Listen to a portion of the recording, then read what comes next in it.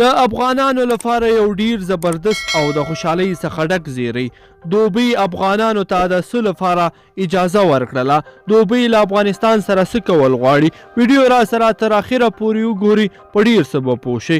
قدرمنو لیدونکو السلام علیکم، وخت مو په خیر.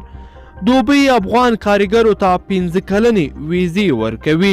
شیخ محمد بن راشد په خپل ټویټر پاڼه کې لیکلي چې له دوبۍ څخه هر کال 21 میلیونه بهرني سیلانیان لیدنه کوي چې لویه برخه یې بهرني کارګر دي چې په دغه هیواد کې په بیلابیلو برخه کې په کار لګیا دي.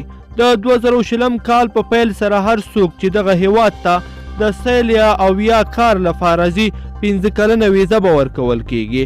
د عرب اماراتو لومړي وزیر او د دوبۍ امیر شیخ محمد بن راشد المکتوم وایي چې له دې وروسته به هر هغه کس ته چې دوبۍ ته د سیاحت او کار لپاره راځي 15 کلنه ویزه ورکول کیږي.